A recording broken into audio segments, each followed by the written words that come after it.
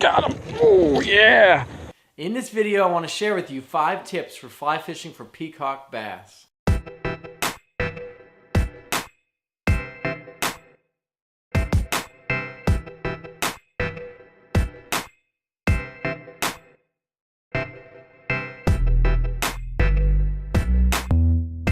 My name is Jacob Nixon.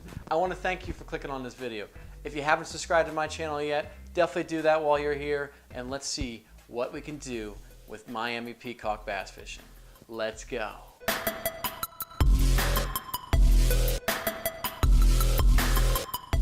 So I am living in Virginia. You're wondering, why is a guy from Virginia talking about peacock bass fishing? I got on a plane and flew to Miami and learned how to catch peacock bass on the fly. That's what this video is going to be really helpful in showing. It's going to show you how to do it and a little bit of my journey as I went to Miami to catch them. So no, you can't catch them in Virginia, but you can go to Miami and they're super accessible down there. And that leads me into my first tip today is let's talk about how to access peacock bass on the fly.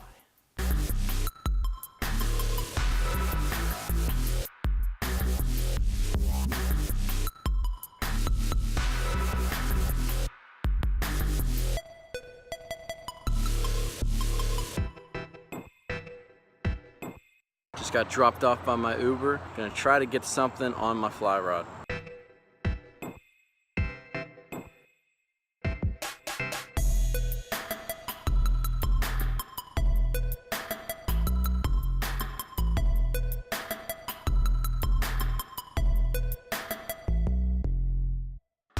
Tip number 1 is gonna be access. How do you find these bass? Where are they? And what I'm going to recommend is become good friends with Google Maps. But what I'm going to do is I'm going to open up my phone here and I'm going to get into Google Maps. Here you're going to type in Miami International Airport. Let's do that because that's where most people are going to fly in. But if you zoom out of Miami International Airport here and then you look at this map, you're going to start to see some water over to the left of the airport, to the south of the airport. But most of what you're looking for is going to be this area. What I'm going to do real quick though to show you is the top right corner there's a terrain where you can change it to terrain or default. Or I'm going to go to default first. So I like to stay in default because you'll see here the water is actually much more visible in this mode to me. But I will say if you hop right there into Miami Airport, take your Uber and ride around here a little bit, pick a spot as long as you kind of zoom in and check out to see if it's got access. So what you can do there is once you say you want to look at a map there, the Fontainebleau, that's a hotel, so it's probably not going to be the best idea. But there's a canal right there by the Fontainebleau. So let's zoom in and look at that canal. So it looks like it's pretty accessible. If we zoom all the way in here, I mean, we've got accessible water there. We've got some structure, which I'll talk about later in the video. Structure is important for the peacock bass. But right there is a great example of what you can do, and you just keep going until you find public access. These are some cool fish. Love it. I definitely approve. Peacock fishing in Miami. You got a layover, whatever you got to do, not too far from the airport, you'll find them. Another part of the access issue is, are you bank fishing or do you have a water vessel? Are you on a kayak, in a john boat, a nice fancy bass boat? If you know someone down there with kayaks or you can rent a kayak or something like that, you're going to probably have a lot more access to some bigger fish too, probably.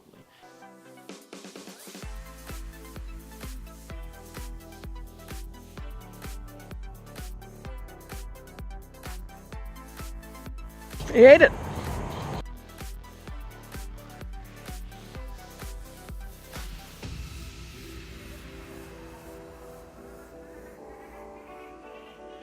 Another one following him. One's big though. Good peacock. Woo! Just came up and yeah. The bigger one. Bigger.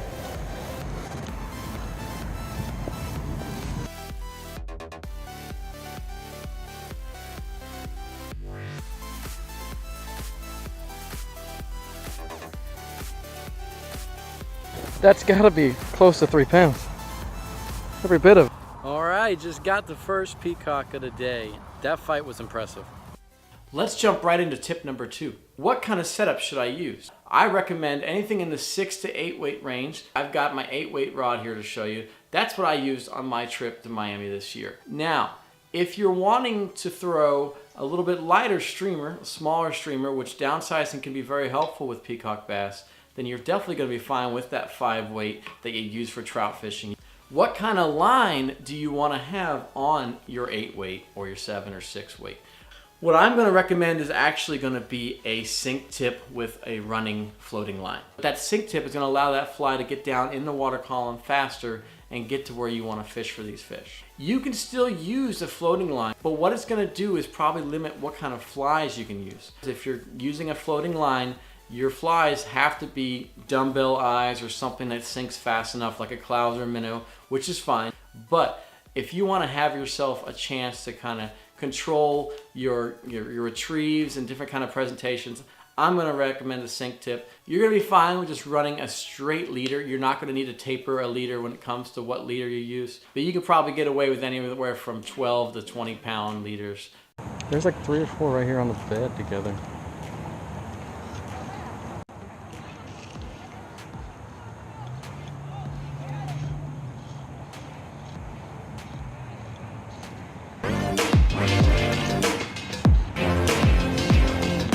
Got one.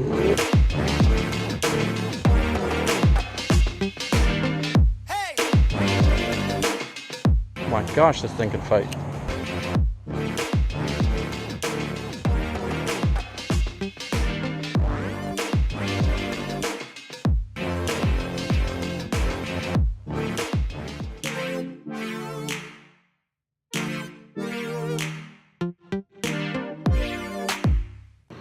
I'm out here at location number 2 of the day. This is gonna be a little bit different. Another canal. I see some cichlids already, really big ones. I'm gonna try to catch some of them, then get back on the grind to maybe see if I can get any more peacocks. I'm letting it sink and I'm gonna strip right through this area. This is the strike zone that I know about. Ah, I had him hit. He hit. I don't know if he was the one, but I had a big hit. This fly's probably too big, guys. That's my thoughts right now. Bite is starting to pick up as the day goes on here too. Don't know if it's a middle of the day kind of thing or if it's an afternoon thing. Picking up though. They are hitting these flies. Are they hooking up? Not yet. Fly's big though. Fly is big. And these fish are a little bit angry about it. Ooh, ooh. Got him. Got another one right at the bank this time. And that's the first one on that fly. I'm telling you, there's a stud in that group somewhere. Not sure where he's at right now. There's a stud bass. Stud bass in there. There's a stud. Stud up in there. Gosh dang it. That's a better one. It's a better bass, that's for sure.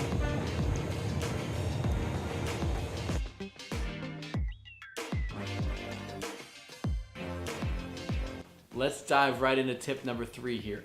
I'm gonna go ahead and grab my fly box. What we're talking about is flies. Their main source of forage is gonna be other fish. So cichlids and little minnows and whatnot, baby cichlids, maybe even baby peacock bass. Some of the presentations you're gonna use are gonna be real small and some are gonna be kind of actually bigger than you expect. You don't need half of these flies. I just packed them, brought them all with me because I love flies. If you're like me, I love having every type of fly in the box, even if I don't need it. If I got room for it, I'm gonna pack it. One fly I want to actually take a moment and really just kind of say thank you and focus on for a minute is a fly tied by a fellow Instagrammer. His name is Tail Tellers VA. So if you don't follow him right there, I'll provide a link in the video below. Go check out his Instagram. He's doing an awesome job. He ties some great flies and you actually can buy them from him. But the fly is what I would call, honestly, a baby peacock bass fly. That green with the black stripes on it is what makes me think it's a peacock bass kind. Great tie, check it out. I don't know what he calls this fly, but I'm gonna call it the baby peacock because that's what I felt like it was presenting. This is the biggest fly of the day that I caught peacock bass on. The flies you're going to want to use to catch more of them is probably going to be more along the lines of your 2 to 3 inch range. So let me go ahead and share some flies with you there. A little chartreuse clouser here. You can't really go wrong with that. It looks like a little bait fish down there. Winner of my trip was definitely the Virginia Creelix. This one is literally torn up. I haven't tied any more to replace it. It was destroyed by those bass. Flashier, smaller size flies are what I saw really improved my numbers throughout my day. You can use flies that range all the way up to 6 inches and all the way down to 1.5, 2 inches, and they're gonna eat them. But more readily, I'm seeing them eat the smaller presentations.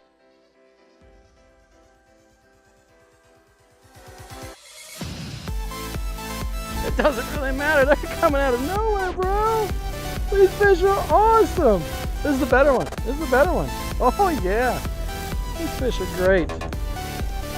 Look at this. Look at this. They're just choking it. Choking it. Look how dark he is. He's gonna brighten up for us. Oh my gosh.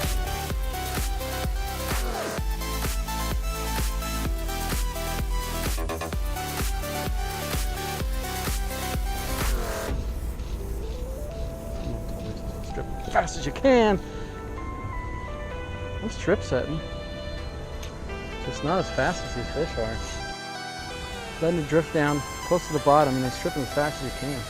Just quick strips, quick strips. Burn those fingers if you can. You have to. They should hook themselves. There we go. Oh my gosh.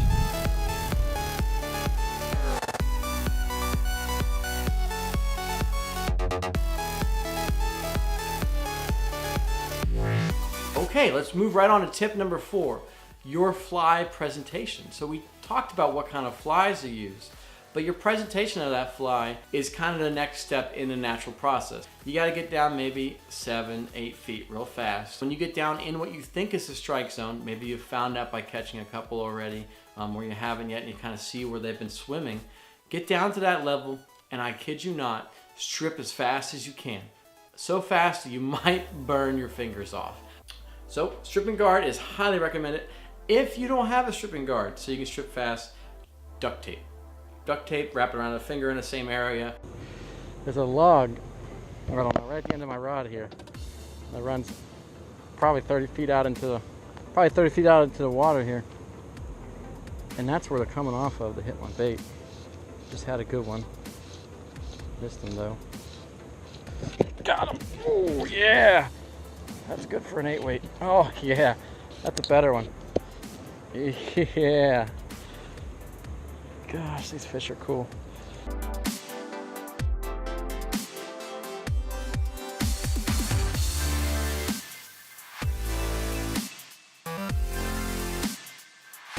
Tell you what, that Virginia Creelix, man. How about that?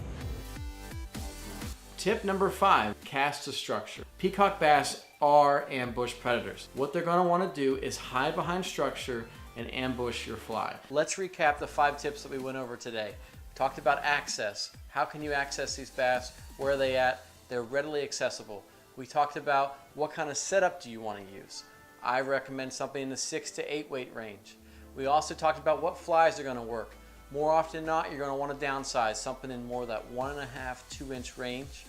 Then we also talked about what kind of presentation these fish seem to want. A lot of times it seemed like they sped up, quick retrieves, that's what they honed in on. And then last but not least, what kind of habitat they're going to be in. You're going to cast mostly towards where there's structure. If you found any of these tips helpful today, be sure to like this video and comment below with any kind of questions you might have about peacock bass, or comment below with any kind of extra just information that you might have that you want to share with everyone else there. This is a community. YouTube is a great place to learn, and I hope that what I share with you today was at least educational, if not fun to watch. So if you're not already a subscriber, please hit that subscribe button, and I look forward to seeing you in the next video.